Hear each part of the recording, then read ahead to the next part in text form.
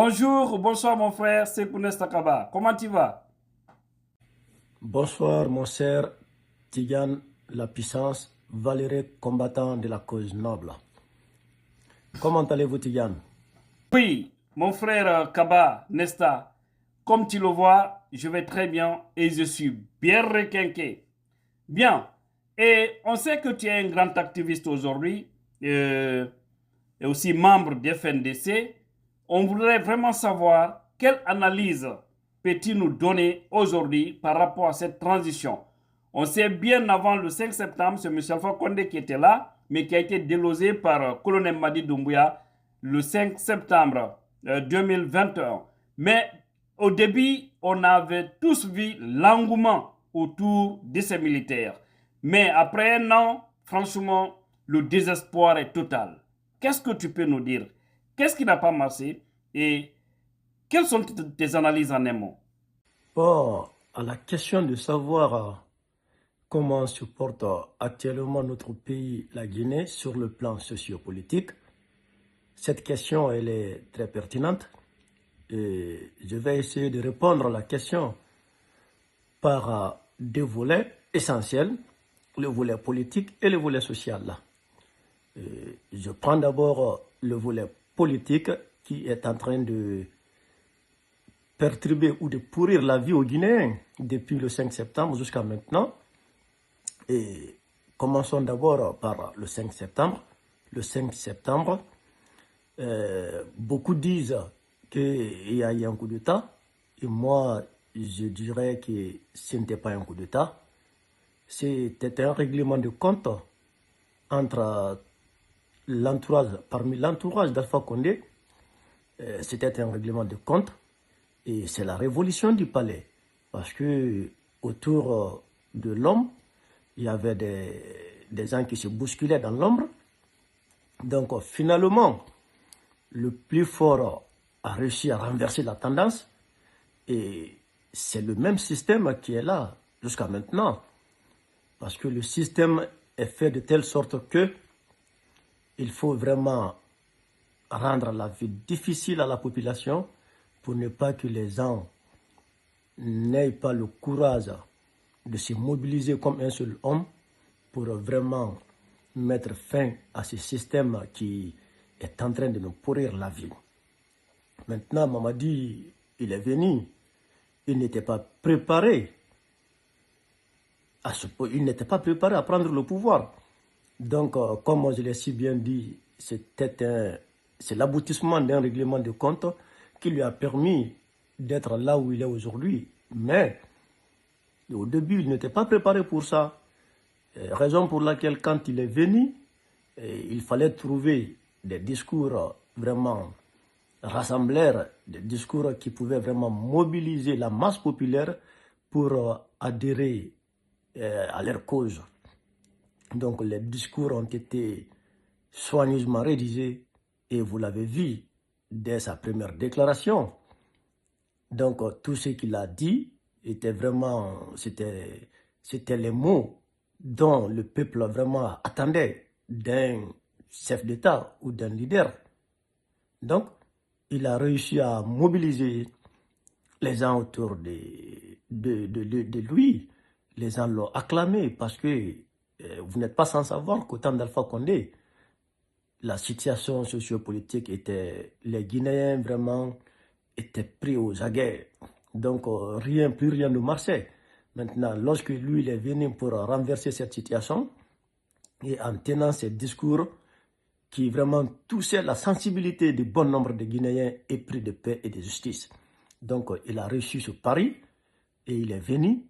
Et quelques temps après, parce que lorsqu'il est venu, moi, après un mois, moi je l'ai dit que moi j'ai fait un tweet où j'ai dit le cheval annoncé est arrivé avec un pied cassé.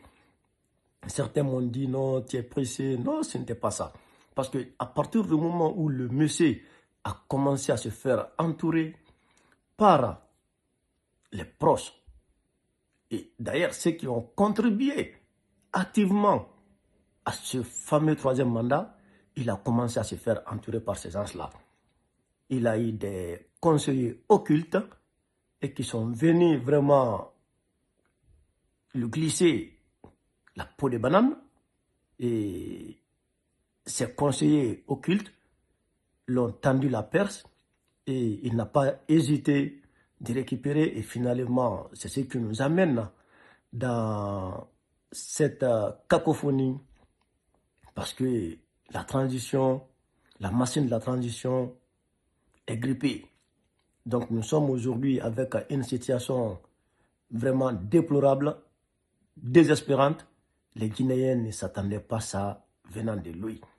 Mais je vais faire allusion à une des sorties de Maurice Sanda, l'actuel ministre des Affaires étrangères, là où il parle des confidences entre Mamadi Doumbouya et Alpha Condé, et ce qui veut dire que nous sommes loin de sortir de l'auberge. Parce que en lisant ses propos de Mamadi Doumbouya, on se rend compte que il n'y a eu qu'une révolution de palais. C'est le fils qui a remplacé le père. Et c'est vraiment très déplorable. Donc, aujourd'hui, tout est fait à dessein pour perdre du temps ou pour gagner en temps, et dans le but de s'enrichir comme ils l'ont toujours fait. Parce que Mamadi Doumbouya n'est pas nouveau sur la scène publique de la Guinée. Il fit l'un des bras armés du troisième mandat de M. Alpha Condé. Donc, ils sont venus, à partir du moment où il s'est fait entourer par ces mêmes personnes, on peut dire que tout ce qui peut changer cette situation, c'est la lutte citoyenne. Donc, aujourd'hui, tout est fait à dessein pour exclure les leaders potentiels, notamment El Hadji Seydou Dalein Diallo, M. Sidya Touré, parce que ce sont ces leaders qui ont vraiment le carrure pour empêcher ces gens-là d'établir leur agenda occulte. Donc, il faut monter des cabales montées de toutes pièces pour leur nuire et passer par la justice pour faire du mal. Donc, les gens vont dire non, la justice, comme Doumbouya lui-même l'a dit, que la justice sera vraiment la boussole de la transition. Et aujourd'hui, on comprend qu'ils se sont servis de cette justice pour exclure ces leaders potentiels ou l'intention de les exclure. Et à cet effet, il va falloir que le peuple se réveille, parce que nous avons trop duré dans cette situation de cacophonie sans cesse. La paupérisation, aujourd'hui, on n'en parle même pas, la vie est chère. Donc, pour ne pas qu'on reste là encore et refaire les mêmes erreurs du passé, il va falloir qu'on tape du poing sur la table afin que ces gens-là puissent comprendre que la Guinée est une république et non un royaume. Donc,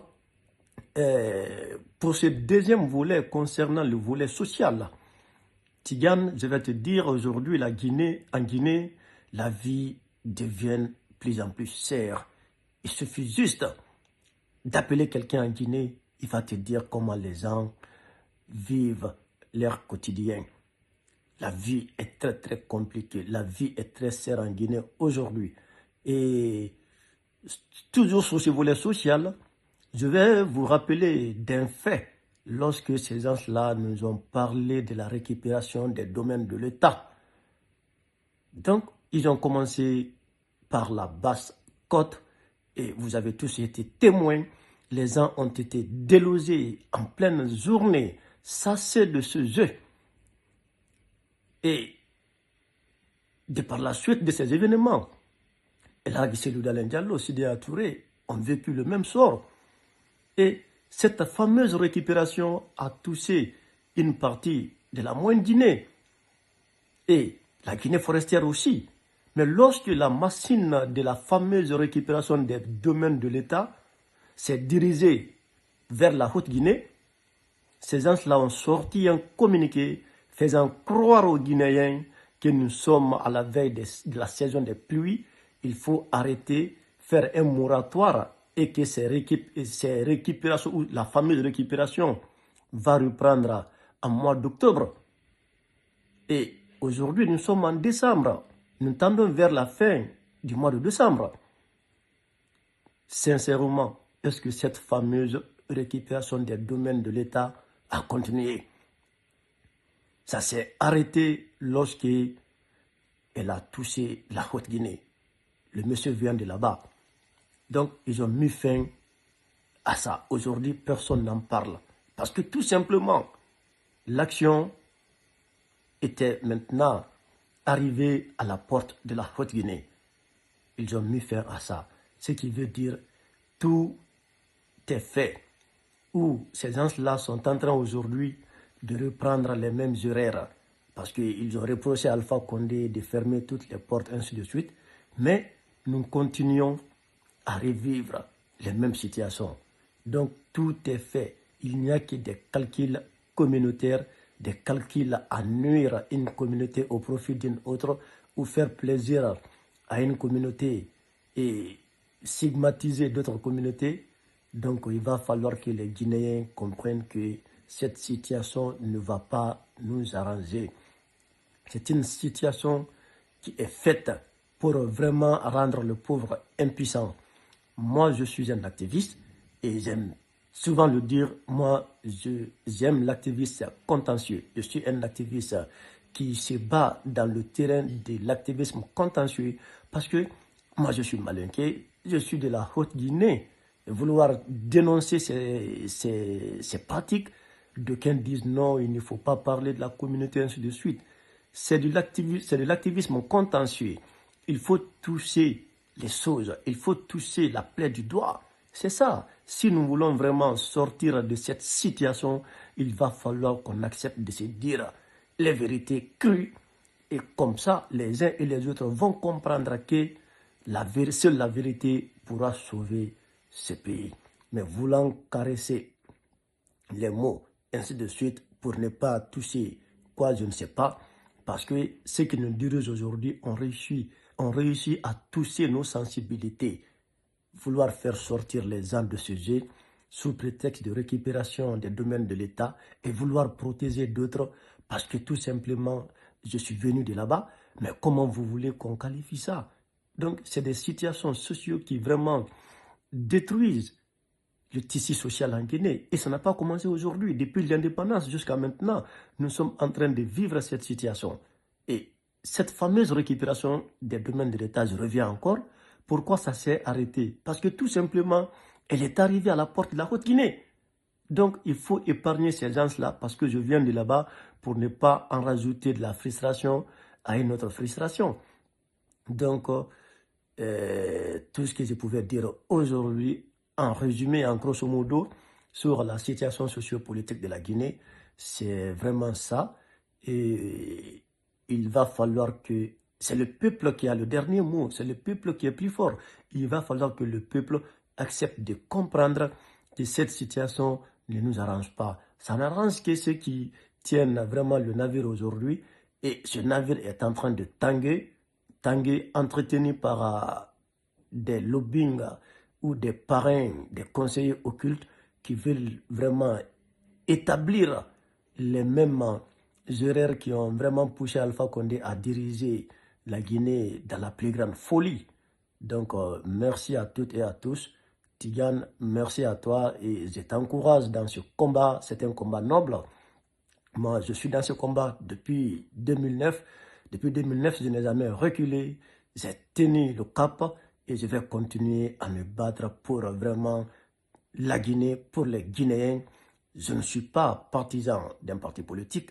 Je suis du FNDC et je me bats aux côtés du peuple. Je me bats pour mon pays, pour que la vérité jaillisse et que les Guinéens puissent vraiment retrouver leur liberté, vivre en bon Guinéen, vivre en bon citoyen et se donner la main, enterrer vraiment cette haine communautaire cultivée par certains politiques en vue de se maintenir au pouvoir, en vue de vraiment diviser les gens pour pouvoir régner aussi longtemps que possible. Donc je vous dis merci, merci à toutes et à tous. Merci d'avoir accepté cette invitation dans cette vidéo semi-live. et on se retrouvera avec un autre dans un autre numéro.